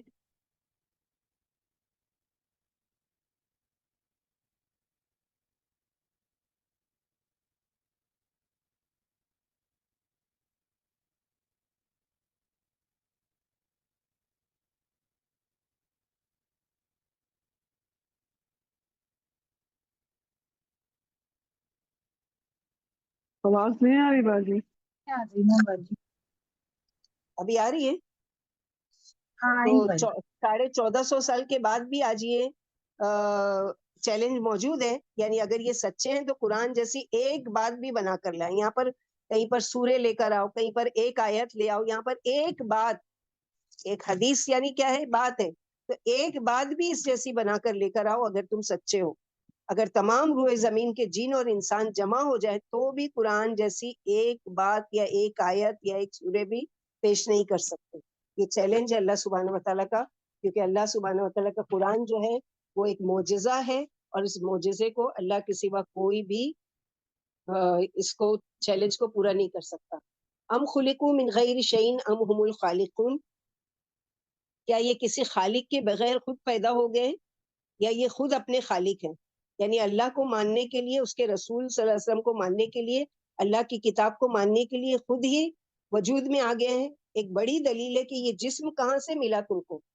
خود سے تم کو مل گیا، خود بخود تم پیدا ہو گئے، خود بخود دنیا میں آ گئے، یا کوئی ہے تمہارا پیدا کرنے والا؟ تو توحید ربوبیت توحید الوہیت کا ثبوت ہے، یعنی کیا یہ موجود کے بغیر وجود میں کسی کے لائے بغیر خود بخود موجود ہو گئے، یا انہوں نے خود کو اپنے آپ کو ایجاد کر لیا؟ نہ یہ خود بخود موجود ہوئے اور نہ اپنے موجود آپ ہیں، بلکہ ان کا خالق اللہ ہے، ان کا نام و نشان تک نہیں تھا، اللہ نے پردے عدم سے منصع شہود تک لے کر آئے۔ جبیر بن مطعم فرماتے ہیں میں نے نبی صلی اللہ علیہ وسلم کو مغرب کی نماز میں سورۃ طور پڑھتے ہوئے سنا، جب آپ اس آیت پر آئے تو میرا دل اڑنے لگا اور میری حالت غیر ہو گئی۔ جبیر بن مطعم بدر کے بعد قیدیوں کے فدیے کے سلسلے میں آپ کے پاس آئے تھے، یہ اس وقت مشرک تھے۔ اس سورت کی اس آیت کو سن کر انہیں مسلمان ہونے کا شوق پیدا ہوا۔ ان کے اسلام کی وجوہات میں سے ایک وجہ یہ بھی ہے کہ یہ آیت پڑھی کہ اللہ تعالیٰ چیلنج کر رہے ہیں کہ کیا تم خود بخود پیدا ہو گئے؟ تو ظاہر ہے کہ غور و فکر کرنے والا تو سوچے گا کہ نہیں، خود بخود تو نہیں میں پیدا ہوا، ظاہر ہے کہ کوئی خالق ہے جس نے مجھے پیدا کیا، جس نے مجھے زندہ کیا۔ ہم خلق السماوات والارض بل لا یوقنون، اور یہ جو زمین و آسمان تمہارے آس پاس ہے یہ کیسے بن گئے؟ یہ کس نے بنایا؟ کیا انہوں نے بنایا ہے؟ اصل بات یہ ہے کہ یہ یقینی نہیں رکھتے کہ یہ سب کچھ دراصل اللہ تعالیٰ نے بنایا، خود سے ایک پتا بھی نہیں ہلا سکتے، تو کہاں یہ کہ آسمان و زمین بنائیں گے یا اپنے آپ کو پیدا کریں گے؟ کیا انہوں نے زمین کو یا کسی آسمان کو پیدا کیا؟ یعنی نہیں پیدا کیا۔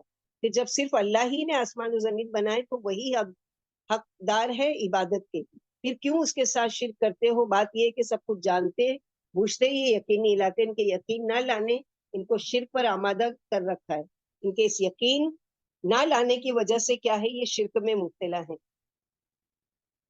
ام عندہم خزائن ربک ہم المسیطرون، کیا ان کے پاس آپ کے رب کے خزانے ہیں یا پھر وہ محافظ ہیں، داروغہ ہیں کہ جس کو چاہیں یہ دے دے یا جس کو چاہے نہ دے؟ یعنی کیا دنیا میں ان کا کچھ اعتبار ہے اور خزانوں کی کنجیاں ان کے ہاتھ میں ہے، یا یہ مخلوق کے محاسب ہیں؟ دونوں میں سے کوئی بھی نہیں ہے، کوئی بات ان میں نہیں پائی جاتی۔ کائنات میں اللہ ہی کا تصرف و اختیار ہے، اسی کے ہاتھ میں خزانوں کی کنجیاں ہیں، وہی مخلوق کا حساب لینے والے ہیں۔ ام لہم سلم یستمعون فیہ فلیأتی مستمعہم بسلطان مبین، یا پھر ان کے پاس کوئی سیڑھی ہے؟ کتنے سارے چیلنجز اگر قرآن آپ لوگوں سے سوال کیا جائے کہ مشرکین مکہ کو کون کون سے چیلنج دیے گئے سورۃ طور میں، تو یہ ساری یہ تو یہاں پر یہ، یا پھر ان کے پاس کوئی سیڑھی ہے جس پر چڑھ کر یہ باتیں سنتے ہیں آسمانوں سے، یعنی یہ بھی محمد صلی اللہ علیہ وسلم کی طرف سے آسمانوں پر جا کر ملائکہ یا وحی کے ذریعے باتیں سن کر آتے ہیں؟ بس چاہیے کہ آئے ان کا سننے والا، جس نے کہیں سے کچھ سن رکھا ہے تو لائے کھلی کوئی دلیل۔ اصل میں یہ کفار کے اس حجت کے بارے میں ہے کہ آخر نبی صلی اللہ علیہ وسلم کو ہی کیوں نبی بنایا گیا، کسی اور کو کیوں نہیں بنایا گیا، اور اللہ کیوں کسی سے رائے لے کر کسی کو نبی بنائے؟ اللہ تعالیٰ کو تو اختیار ہے کہ جیسے اس سے پہلے ہم لوگ پڑھ چکے کہ یہ اللہ کی چوائس ہوتی ہے۔ کیا ان کے پاس کوئی ایسی سیڑھی ہے جس پر چڑھ کر ملائے عالم میں تک پہنچ جاتے ہیں؟ اگر یہ بات ہے تو جو کوئی آسمان کلام سن آتا ہے اس پر کوئی آسمانی دلیل پیش کرے، لیکن نہ تو کوئی دلیل لا سکتا ہے اور نہ یہ حق کے پابند ہے۔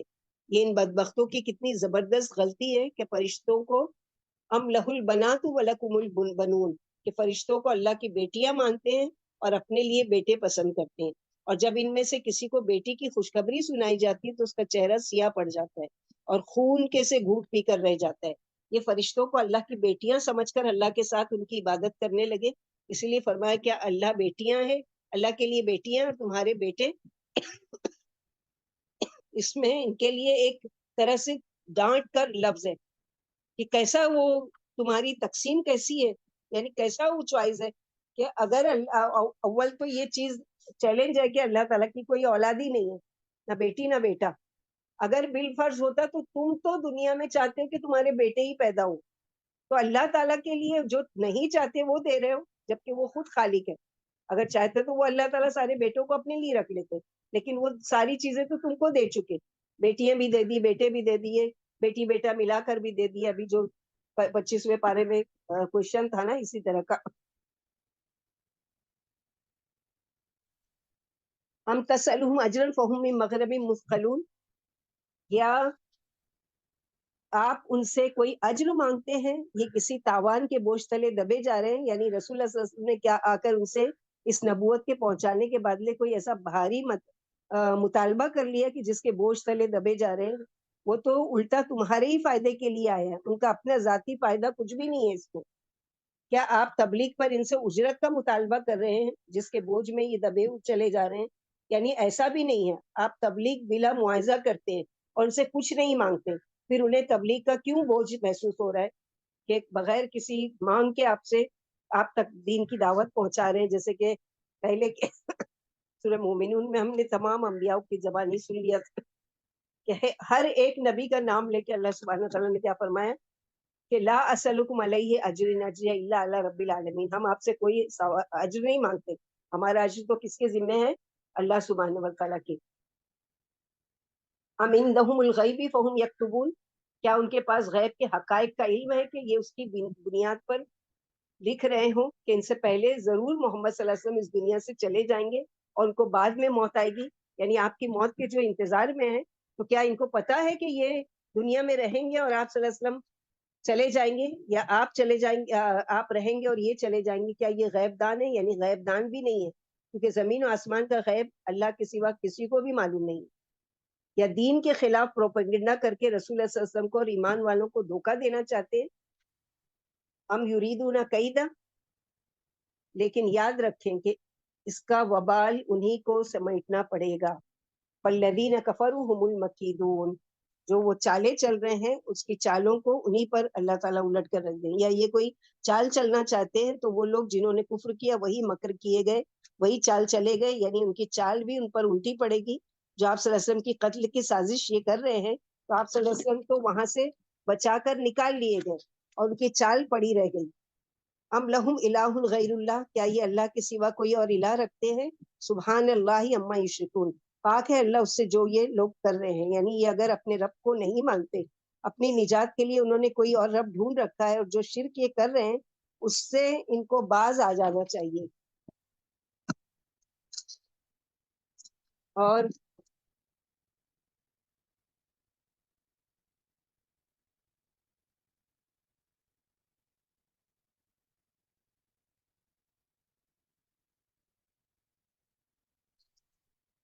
फिर फरमाए कि अल्लाह इनके शिर्क और बुत परस्ती से बुलंद व बरतर और पाको साफ है। वहीं यरौ,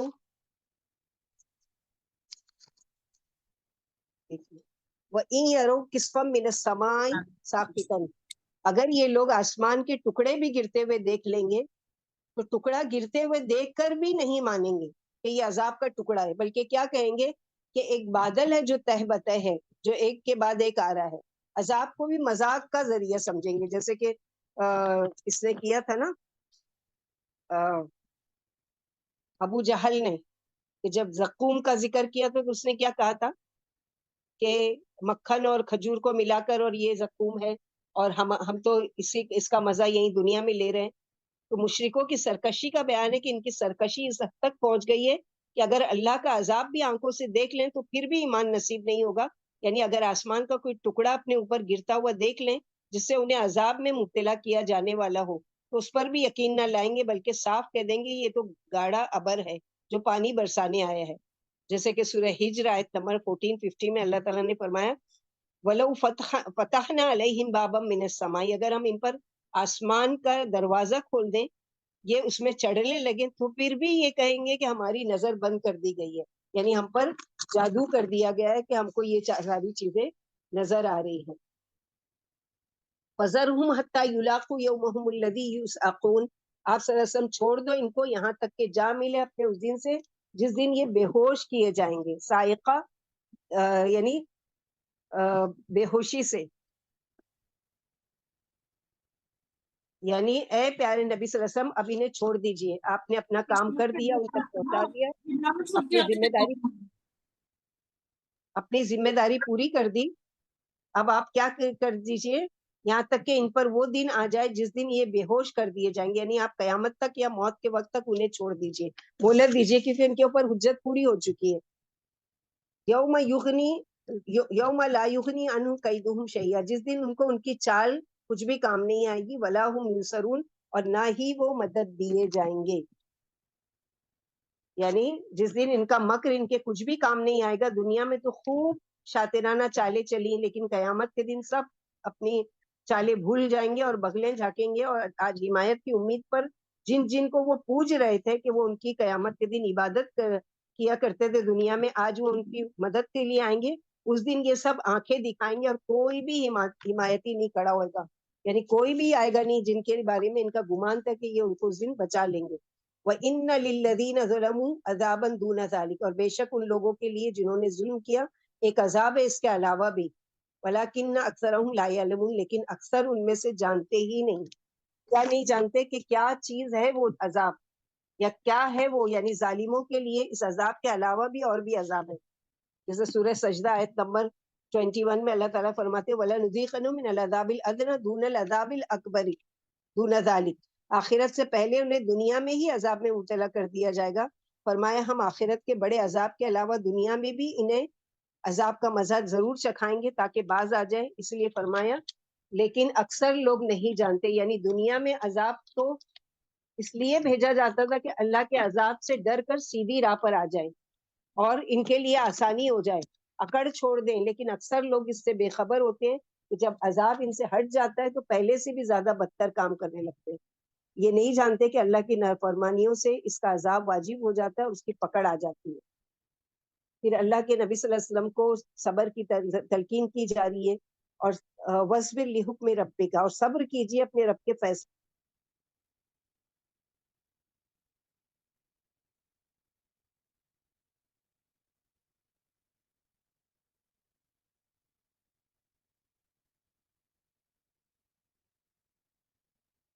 आवाज नहीं आ रही है ना? आपका आवाज नहीं आ रही। इन्ना लिल्लाहि व इन्ना इलैहि राजिऊन। अभी आ रही है? जी आप अभी आई। फइन्नका बिअयुनिना वसब्बिह बिहम्दि रब्बिका हिना तकूम। फिर बेशक आप सल्लल्लाहु अलैहि वसल्लम हमारी निगाहों के सामने हैं, हम आपको भूले नहीं है। क्योंकि हालात जब इंसान के लिए बहुत ज्यादा तकलीफ दे हो जाते हैं तो इंसान सोचता है कि शायद अल्लाह ताला मुझसे नाराज है, या मेरा काम पसंद नहीं आ रहा है, शायद अल्लाह ताला मुझे भूल गए हैं। तो ये सारे शैतानी वसवसे हैं। मोमिन और मुनाफिक की मिसाल आजमाइश में मुख्तलिफ होती है। मुनाफिक की मिसाल क्या है? ऊंट की तरह है कि अगर उसको बांधा जाए तो उसको समझ में नहीं आता है कि मुझे क्यों बांधा गया, और अगर छोड़ दिया जाए उसको खुला तो भी उसको समझ में नहीं आता कि मुझे खुला क्यों छोड़ा गया। लेकिन मोमिन फौरन समझ जाता है कि मेरे रब ने मुझे आजमाया। और तस्बीह कीजिए अपने रब की हमद के साथ जिस वक्त आप सल्लल्लाहु अलैहि वसल्लम क़याम करते हैं, खड़े होते हैं। वमिनल लैली फसब्बिहू व इदबारन नुजूम, और रात की घड़ियों में उसकी तस्बीह कीजिए और सितारों के पलटने के वक्त, यानी फजर के वक्त। इस तस्बीह से मुराद नमाज और तस्बीह दोनों है। मुश्किल हालात में सब्र और अल्लाह की तस्बीह अल्लाह से मदद का बेहतरीन तरीका है। तो यहाँ पर आप सल्लल्लाहु अलैहि वसल्लम को जो अभी दुआएं देखेंगे कि आप सल्लल्लाहु अलैहि वसल्लम किस तरह से अल्लाह की हम्द करते थे, यानी आप उनकी ईजा पर सब्र करते रहें और परवाह मत कीजिए। आप हमारी हिफाजत में हैं, हमारी निगाहों के सामने हैं, हर वक्त हम आपको देख रहे हैं। और जब आप नमाज के लिए उठें तो अपने रब की तारीफ के साथ उसकी पाकी बयान करें, यानी सुब्हानक अल्लाहुम्मा व बिहम्दिका व तबारक अस्मुका व तआला जद्दुका। उमर रज़ियल्लाहु अन्हु फरमाते हैं आप ये दुआ नमाज के शुरू में पढ़ा करते थे, या जब आप रात की नींद से जाग जाते थे तो अल्लाह की पाकी बयान करते थे। नबी सल्लल्लाहु अलैहि वसल्लम ने फरमाया जिस शख्स ने रात को बेदार होकर ये दुआ पढ़ी, ला इलाहा इल्लल्लाहु वहदहु ला शरीका लहु लहुल मुल्कु व लहुल हम्दु व हुवा अला कुल्ली शैइन कदीर, सुभान अल्लाह, अल्हम्दुलिल्लाह, ला इलाहा इल्लल्लाह, वल्लाहु अकबर, वला हौला वला कुव्वता इल्ला बिल्लाह, और कहा कि रब मुझे बख्श दे, या दुआ की तो इसकी दुआ कबूल अल्लाहुम्मा होगी। फिर हाँ, अल्लाहुम्मा अग़फ़िरली है, और एक जगह अस्तग़फ़िरुल्लाह जो भी है। तो ये दुआ की तो उसकी दुआ कबूल होगी। फिर अगर उसने पुकारा, इरादा किया, यानी पक्का इरादा किया कि उठकर नमाज पढ़े और वुजू करके नमाज भी पढ़ ली, तो इसकी नमाज भी अल्लाह ताला कबूल करते हैं। इसी तरह कफ़ारे मजलिस की भी दुआ है। मजलिस से खड़े होते हुए भी, यहाँ जो है ना कि जब खड़े हों तो अल्लाह की तस्बीह, तो उसमें से एक ये भी है कि कफ़ारे मजलिस की दुआ भी है कि मजलिस से खड़े होते वक्त तस्बीह कर लिया करो। अगर अच्छी मजलिस होगी तो तस्बीह से नेकियों में इजाफा हो जाएगा, और अगर बुरी मजलिस होगी तो बुराई का कफ़ारा बन जाएगा। अबू उस्मान फ़कीर कहते हैं कि जिब्रील अलैहिस्सलाम ने नबी सल्लल्लाहु अलैहि वसल्लम को तालीम दी कि जब आप मजलिस से खड़े हों तो सुब्हानक अल्लाहुम्मा व बिहम्दिका अशहदु अल्ला इलाहा इल्ला अंता अस्तग़फिरुका व अतूबु इलैक पढ़ लिया करें। ये कलमे मजलिस का कफ़ारा है। جو شخص کسی مجلس میں بیٹھا اور وہاں کثرت سے بیہودہ باتیں اور بکبک ہوئی تو مجلس سے اٹھنے سے پہلے اگر وہ یہ کفارت المجلس کی دعا پڑھ لیتا ہے، سبحانک اللہم و بحمدک اشہد ان لا الہ الا انت استغفرک و اتوب الیک، اس مجلس میں جو کچھ بھی اس سے گناہ ہوئے ہیں اللہ تعالیٰ انہیں ضرور بخش دیتے ہیں. لیکن شیطان اتنے فائدے کی چیز ہم سے کرواتا نہیں، اس لیے تو شادیوں میں یا گیٹ ٹوگیدر میں یاد ہی نہیں رہتا کہ اچھا یہ دعا پڑھ کے اٹھنا چاہیے. تو اکیلے میں بھی بیٹھے ہیں یا گھروں میں بھی مہمانوں کے بیچ میں بیٹھے ہیں جو بھی ہے تو پڑھ لیا کرے جب بھی یاد آئے کہ یا رب میں اس وقت بھول گئی تھی لیکن اب یاد آیا تو اب پڑھ لیتی ہوں. رات کے وقت اس کی پاکی بیان کرو، یعنی ذکر اللہ کرو، عبادت کرو، قرآن پاک کی تلاوت کرو اور نماز پڑھو. جیسے سورہ اسراء آیت نمبر 79 میں بھی اللہ کے نبی صلی اللہ علیہ وسلم کو حکم دیا گیا ہے وَتَحَجَّدْ بِهِ نَافِلَةً لَكَ، رات کے وقت تہجد پڑھ لیا کیجئے جو آپ کے لیے نفل ہو جائے گا. امید ہے کہ آپ کا رب آپ کو مقام محمود عطا فرمائیں گے. پھر فرمایا اور تاروں کے ڈوبتے وقت بھی، یعنی جب سورج ڈوبنے، جب تارے ڈوب رہے ہوں. تارے کب ڈوبتے ہیں؟ یا مثلا رات بھر ہم کو جو اسٹارز ہے وہ نظر آتے رہتے ہیں، لیکن سورج کی جیسی روشنی پھیلنے والی ہوتی ہے وہ سارا چاند بھی غائب اور ستارے بھی غائب. تو فجر کا وقت اور رات کی تسبیح، یہ ساری چیزیں. تو اللہ تعالیٰ ہم کو توفیق دے کہ ہم اٹھیں ایسے وقت میں اللہ کی تسبیح بیان کریں اور استغفار کثرت سے کریں. استغفر اللہ الذی لا الہ الا هو الحی القیوم واتوب الیہ کثرت سے پڑھیں. اور یہ ساری چیزیں جیسے کہ استغفار کے لیکچر میں ہم لوگوں نے ڈیٹیل سے پڑھا کہ کون کون سی اور کون سے اوقات ہیں اور وہ ساری چیزیں. اللہ سبحانہ وتعالی ہم لوگوں کو توفیق دے کہ جن چیزوں کا اللہ سبحانہ وتعالی اپنے نبی صلی اللہ علیہ وسلم کو حکم دے رہے ہیں، اللہ تعالیٰ ہم ان کے امتی ہونے کے ناطے ہم کو بھی ان پر عمل کرنے کی اللہ تعالیٰ توفیق دے، ہم کو بھی استقامت نصیب کرے اور ہم کو بھی اللہ تعالیٰ خیر کے کام میں بڑھ چڑھ کر حصہ لینے والا بنائے اور اللہ سبحانہ وتعالی ہم سے راضی ہو جائے اور اپنے غضب سے ہم کو محفوظ رکھے. اللہم انی اعوذ برضاک من سخطک وبمعافاتک من عقوبتک واعوذ بک منک لا احصی کما علیک انت اثنیت بہ نفسک. اللہ تعالیٰ کی ایسی تعریف جیسے کہ آپ خود چاہتے ہو کہ آپ کی تعریف کی جائے. ربنا تقبل منا انک انت السمیع العلیم وتب علینا انک انت التواب الرحیم. سبحانک اللہم وبحمدک اشہد ان لا الہ الا انت استغفرک واتوب الیک. السلام علیکم ورحمۃ اللہ وبرکاتہ.